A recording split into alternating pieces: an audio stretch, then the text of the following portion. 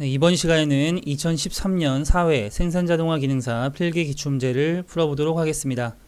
1번부터 보시겠습니다. 선반에서 절삭 속도를 구하는 공식은 단 D는 공작물의 질은 mm이고 N은 주축 회전수 rpm을 뜻한다 라고 나와 있습니다. 절삭 속도를 우선 구하는 공식은 V는 1000분의 파이 dn인데요. 그래서 답은 1번이 되겠는데 여기 1000이 분모에 1000이 들어가는 이유가 이 D 지름의 단위는 밀리미터이고 이 절삭 속도의 단위는 미터 퍼 미니트입니다. 밀리미터가 미터로 바꿔야 하기 때문에 단위환산으로 1미터는 1000mm입니다. 그래서 1mm는 1000분의 1미터가 되겠죠. 그래서 밀리미터를 미터로 단위환산 시켜주기 위해서 1000을 분모로 내렸다는 거를 알고 계시면 되겠습니다. 답은 1번이었고요. 2번입니다. 일반적으로 밀링머신에서 할 수 없는 작업은 일반적으로 밀링머신에서는 그 평면 가공이나 홈 가공, 절단 가공, 더브테일 가공, 정면 가공, 윤곽 가공, 엔드밀로 가능하죠. 엔드밀 가공으로 기어 가공, 나선 홈 가공, 총형 가공 등이 가능합니다. 보통 밀링머신에서는 그 육면체를 가공을 하는 거죠. 육면체를 반대로 선반 같은 경우에는 원통형을 가공을 하죠. 그래서 여기서는 곡면 절삭과 베벨 기어 가공, 드림 홈 가공은 밀링머신에서 할 수 있으나 크랭크 절삭 가공은 할 수 없습니다. 크랭크는 이제 원통 형상이죠. 그래서 이것은 선반 가공으로 할 수 있습니다. 답은 3번이 되겠습니다. 3번입니다. 버니어 캘리퍼스에서 어미자의 1눈금이 0.5mm이고 아들자의 눈금이 12mm를 25등분 하였다면 최소 측정값 밀리미터는 몇 밀리미터인가 나와 있는데요. 버니어 캘리퍼스는 그 어미자의 눈금과 그 아들자의 눈금이 일치시키는 부분이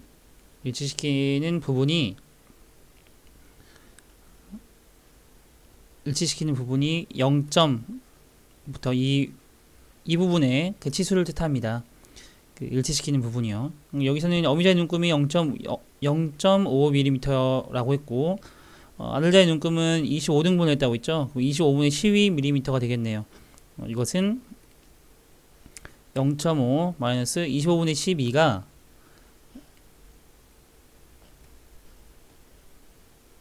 0.48이네요. 0.48. 그래서 계산해주면 0.02 만큼 최소 측정값으로 할 수가 있겠습니다. 답은 0.02 3번이 되겠네요. 이 아들자의 눈금을 또 25등분 하는 것이 아니라 50등분이나 다른 등분을 했을 경우에는 그만큼을 빼주면 최소 측정값이 되겠습니다. 4번입니다. 수제어 장치의 구성에서 서버기구의 종류가 아닌 것. 서버기구의 종류로는 개방 회로 방식, 폐쇄 회로 방식, 반폐쇄 회로 방식이 있고요. 반 개방 회로는 없습니다. 답은 2번이 되겠습니다. 5번입니다. 보통 선반에서 자동 이송 장치가 설치되어 있는 부분은 보통 선반에서는 주축대가 있고요. 공작물을 물려주는 주축대가 있고 주축대에 척이 있죠. 공작물 물려주는 척이 있고 이 주축대와 심압대를 받쳐주는 베드가 있습니다. 베드 이건 주축대. 오른쪽에는 드릴을 물려주는 심압대가 있고요. 그리고 이 부분에 베드 위에 공구를 이송시키는 왕복대가 있습니다. 왕복대. 이 왕복대 안에 자동 이송 장치가 설치되어 있는데요. 에이프런이라는 곳에 설치되어 있습니다. 답은 2번이 되겠습니다. 만약에 에이프런이라는 것이 보기에 없다면 왕복대로 보시면 되겠습니다. 6번으로 넘어가도록 하겠습니다. 6번입니다. 연삭숫돌 바퀴를 표시할 때 구성하는 요소가 아닌 것은 연삭숫돌 바퀴를 표시하는 구성 요소로는 입자의 종류, 그리고 입도, 조직, 결합도, 결합체 이렇게 5가지 요소가 있습니다. 요소가 아닌 것은 3번 강도가 되겠네요. 7번입니다. 정밀 입자 가공에 해당되지 않는 것. 정밀 입자 가공. 정밀 입자 가공에는 호닝, 래핑, 슈퍼피니싱 등이 있죠. 보링 가공은 이미 뚫어진 구멍을 내경을 넓히는 작업이 보링 작업이 되겠습니다. 그래서 이것은 정밀 입자 가공이 아닌 드릴 작업에 속한다고 보시면 되겠습니다. 답은 3번이 되고요. 8번입니다. 일감을 절삭할 때 그 바이트가 받는 절삭 저항의 크기 및 방향에 미치는 영향이 가장 적은 것. 일감을 절삭할 때는 가공 방법이 굉장히 중요하고요. 절삭 조건과 재질이 굉장히 중요합니다. 가장 영향이 미치지 않는 것, 가장 적은 것은 기계의 중량이 되겠네요. 답은 4번이 되겠습니다. 9번입니다. 다음 중 주철을 드릴 가공할 때 가장 적합한 드릴 선단의 가공 각도를 고르라고 했는데요. 여기서는 주철이라는 것이 중요합니다. 보통은 영광의 드릴 각도를 118도라고 알고 있을 것 같은데요. 영광의 드릴 각도는 118도, 그리고 주철의 드릴 각도는 90도입니다. 118도를 많이 생각하시는 분들이 많을 텐데 주철은 90도라는 거 알고 계시기 바랍니다. 10번입니다. 브로칭 머신에 대한 설명 중 맞는 것은, 브로칭 머신이라고 하는 것은 다품종 소량 생산이 아닌 소품종 대량 생산에 적합하죠. 브로치 가공은 이제 브로치라고 하는 그 여러 개의 절삭날을 가진 공구를 가지고 소품종 대량 생산에 적용을 합니다. 브로치 절삭 속도는 50m per minute 이상으로 한다고 했는데 5에서 10mm per minute로 이상으로 합니다. 압입 방식은 나사식, 그리고 유압식, 그리고 기어식으로 하고요. 브로칭 머신은 키홈, 스플라인 홈 등을 가공하는데 사용합니다. 키홈이라고 하는 것은 이렇게 그 윗부분에 그 키홈을 파줌으로써 그 키를 조립을 시키고 기어에 연결시켜서 동력을 전달하는 역할을 하는 거죠. 그 키홈과 스플라인 홈 등을 가공하는 데 사용합니다. 답은 4번이 되겠습니다. 11번입니다. 치수를 표현하는 기호 중에 치수와 배용되어 특수한 의미를 나타내는 기호를 적용할 때가 있습니다. 이 기호에 해당되지 않는 것. 치수 보조 기호에 대한 내용인데요. S8이라고 하는 것은 구의 지름, S3이라고 하는 것은 45도 못따기인데요. 45도 못따기. 45 못따기인데 못따기라는 뜻이 챔버의 뜻입니다. 이 부분이 3mm, 3mm, 45도로 못따기를 한다는 뜻입니다. 3번에 대한 내용은 해당 없고요. SR은 9의 반지름을 15로 하라는 뜻입니다. 9의 반지름. 답은 해당되지 않는 거 3번이 되겠네요. 12번입니다. 제어 가공을 허락하지 않는 것을 의미하는 표현의 결도시 기호는 제어 가공의 필요 여부를 문제 삼지 않는다. 1번은 2번은 제거 가공을 해선 안 된다. 그리고 4번은 제거 가공을 필요로 한다 라는 뜻입니다. 허락하지 않는 것을 의미하는 것을 고르라고 했으므로 2번이 되겠습니다. 13번입니다. 기계제도에서 굵은 1.3선이 사용되는 용도에 해당되는 것. 수문선은 파선을 이용하죠. 파단선은 불규칙한 파형의 가는 실선을 이용합니다. 이런 선이죠. 이런 선. 특수 지성선은 굵은 1.3선을 이용을 하고요. 특수 지정선이라고 하는 것은 특수한 가공을 하는 부분 등의 그 특별한 요구사항을 적용할 수 있는 범위에 표시하는데 사용하는 선입니다. 무게 중심선이라고 하는 것은 가는 2.3선으로 사용을 합니다. 무게중심선이라고 하는 것은 단면에 무게중심을 연결한 선을 표시한 선이 되겠습니다. 단면에 무게중심을 표시한 선.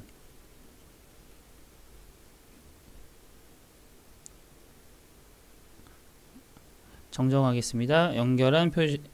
중심을 연결한 선을 표시한 선입니다.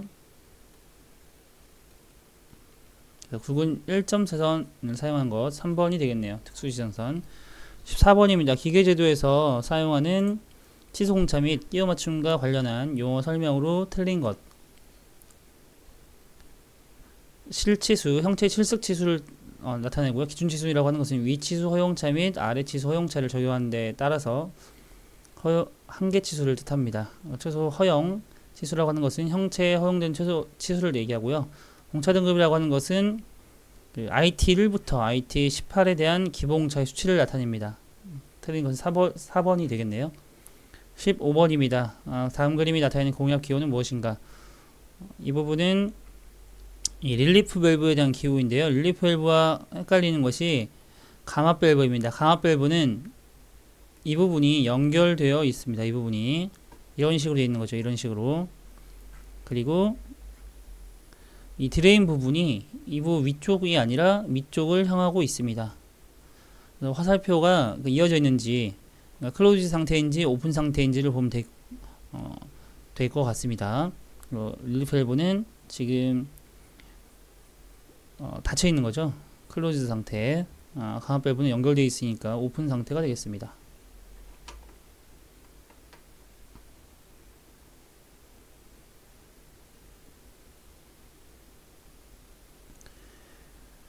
체크 밸브는 이런 식으로 되어 있고요. 기호가 무브와 밸브는 이런 식으로 생겼습니다. 이 기호 알아두시기 바랍니다. 16번입니다. 다음 도시된 단면도의 명칭은 이렇게 생긴 것들은 회전을 해서 나타낸 단면도입니다. 이런 것들은 회전을 해야지만 보일 수 있는 단면을 도시해야 되지만 볼 수 있는 것들을 나타내는데요. 리브나 바퀴 암 이런 것들이 되겠죠. 그래서 이것은 회전 도시 단면도에 대한 내용입니다. 전단면도는 전체를 단면한 것을 얘기하고요. 반단면도는 4분의 1을 절단한 것을 얘기합니다. 그래서 내부와 외부를 한꺼번에 볼 수 있는 단면도가 되겠고요. 부분 단면도는 이렇게 부분적으로만 단면을 나타내는 것을 뜻합니다. 17번입니다. 다음 기하공사를 나타내는 데 있어서 데이텀이 반드시 필요한 것. 데이텀이 반드시 필요로 하는 것은요.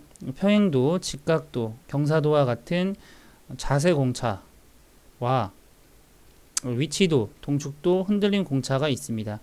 그러니까 모양 공차는 필요가 없는 거죠. 모양 공차에 속하는 원통도 그리고 진직도, 진원도는 꼭 데이텀을 필요로 하지 않습니다. 그래서 여기서 자세 공차인 평행도가 반드시 필요하겠네요. 답은 2번이 되겠습니다.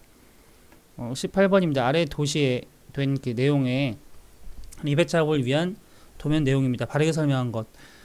12-파이 15라고 하는 것은 그 파이 15 구멍이 12개가 있다는 뜻입니다. 그리고 구멍 중심 간의 그 거리를 나타내는 피치가 50이라는 뜻이고요. 그러면 보기를 먼저 보시겠습니다. 양끝 20mm를 띄워서 50mm의 피치로 지름 15mm의 구멍을 12개 뚫는다. 1번이 맞았네요. 답은 1번이 되겠습니다. 19번입니다. 기어를 도시하는 데 있어서 선의 사용 방법으로 맞는 것은 입봉 우리원이라고 하는 것은 이끝원과 같은 뜻입니다. 이끝원. 그리고 이골원이라고 하는 것은 이뿌리원이라는 것과 같은 명칭입니다. 기어는 이렇게 기어에 치형이 있다고 하면 이 기어의 끝부분 있죠. 이게 이끝원이고요. 그리고 이 부분이 이뿌리원이 되겠습니다. 그리고 그 사이 피치원이 있습니다. 피치원은 1.세선으로 나타내고요. 2.세선이 아니 1.세선으로 나타내고 이끝원은 가는 실선이 아닌 굵은 실선으로 나타냅니다. 그리고 이뿌리원, 이골원은 가는 실선으로 나타냅니다. 밑줄 방향은 보통 3개의 가는 실선으로 표시합니다. 답은 4번이 되겠습니다. 단, 그 헬리컬 기어의 정면도를 단면도로 표시할 때는 이줄 방향을 3개의 간 2점세선으로 나타냅니다. 20번입니다. 그림과 같이 입체도에서 화살표 방향을 정면으로 할 경우에 정면도로 가장 적합한 것. 화살표 방향으로 한다고 하면 정면으로 보이는 곳, 이 부분이 보이고요. 이 부분이 보입니다. 그리고 이 부분까지 보이겠죠.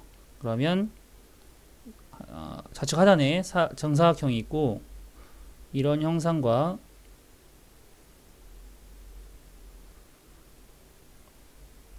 이런 형상으로 되겠네요.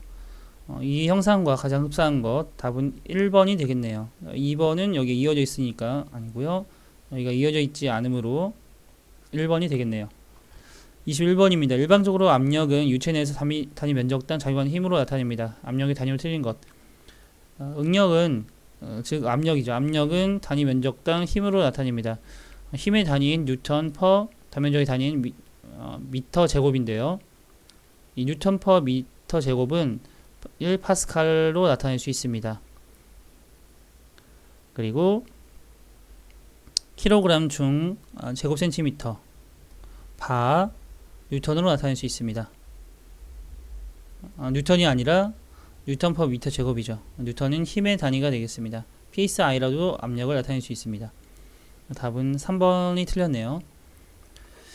22번입니다. 기능에 따라서 유압 제어 밸브를 분류하였을 때 유량 제어 밸브에 해당되는 것. 유량 제어 밸브에는 교축 밸브, 즉 스로틀 밸브가 있고요. 속도 제어 밸브, 일반형 유량 제어 밸브가 있겠습니다. 그리고 급속 배기 밸브가 있죠.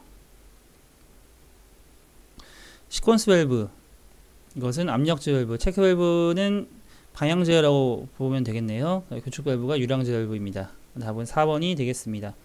23번입니다. 유압 내 최고 압력을 설정하고 회로 내의 압력이 밸브의 설정 값에 도달하면 유압류의 일부 또는 전량을 유압 탱크로 복귀시키는 밸브. 이것은 최고 압력이 도달했을 때 그것을 탱크로 귀환시켜서 일정하게 최고 압력을 설정한 대로 일정하게 유지하는 안전 밸브로 사용되는 것, 릴리프 밸브가 되겠죠. 답은 4번이 되겠습니다. 24번입니다. 다음은 공원 모터의 종류 중 하나입니다. 어느 형태의 모터인가? 라고 나와 있는데요. 이러한 형상들은 왕복이 가능하죠. 왕복형 피스톤형이 되겠습니다. 피스톤형은